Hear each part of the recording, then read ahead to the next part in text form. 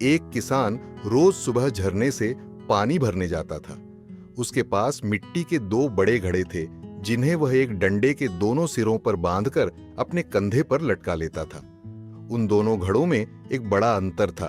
एक घड़ा बिल्कुल सही और मजबूत था, जबकि दूसरा घड़ा एक तरफ से थोड़ा फूटा हुआ क्रैक था।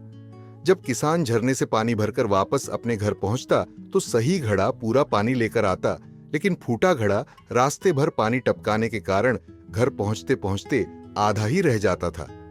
यह सिलसिला करीब 2 साल तक चलता रहा। सही घड़े को अपनी काबिलियत पर बहुत गर्व था कि वह पूरा पानी सुरक्षित पहुंचाता है। दूसरी ओर फूटा घड़ा अपनी कमी से बहुत दुखी और शर्मिंदा रहता था। उसे लगता था कि वह किसान की मेहनत को बर्बाद कर रहा है और अपनी जिम्मेदारी पूरी नहीं कर पा रहा। एक दिन जब वह अपनी इस नाकामी को और सहन नहीं कर पाया तो उसने किसान से कहा, मैं खुद पर शर्मिंदा हूं और आपसे माफी मांगना चाहता हूं। किसान ने हैरान होकर पूछा, तुम किस बात के लिए शर्मिंदा हो? घड़े ने जवाब दिया, शायद आप नहीं जानते, लेकिन मैं एक जगह से फूटा हुआ हूं और पिछले 2 सालों से मेरी इस कमी की वजह से आप जितना पानी भरते हैं उसका आधा ही घर पहुंच पाता है। मेरी वजह से आपकी मेहनत बेकार चली जाती है। किसान को घड़े की बात सुनकर बहुत दया आई। उसने मुस्कुराते हुए कहा, क्या तुमने आज वापस आते समय रास्ते के किनारे खिले हुए उन सुंदर फूलों को देखा? जब वे घर की ओर बढ़ रहे थे, किसान ने घड़े का ध्यान उन फूलों की ओर दिलाया। फूटे घड़े ने देखा कि रास्ते के उसकी वाली तरफ बहुत ही रंग बिरंगे और खूबसूरत फूल खिले हुए थे, जबकि दूसरे घड़े की तरफ की जमीन सूखी थी। किसान बोला, क्या तुमने गौर किया कि फूल सिर्फ तुम्हारी तरफ ही खिले हैं? मुझे तुम्हारी कमी का पता था, इसलिए मैंने रास्ते के तुम्हारी वाली तरफ फूलों के बीज बो दिए थे।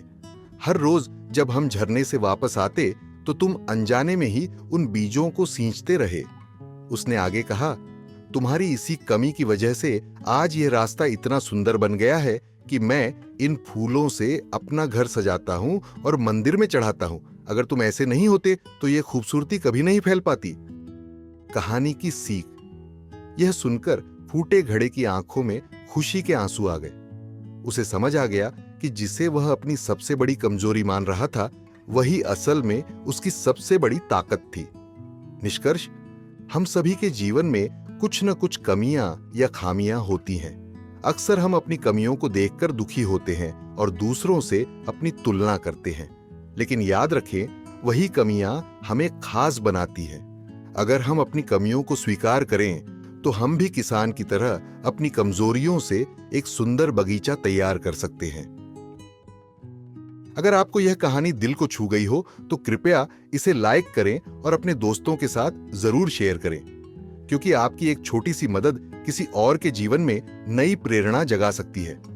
और अगर आप ऐसी ही और भावनात्मक और प्रेरक कहानियां सुनना चाहते हैं तो हमारे चैनल को सब्सक्राइब करें और बेल आइकन दबाना न भूलें, ताकि हर नई प्रेरक कहानी सबसे पहले आप तक पहुंचे।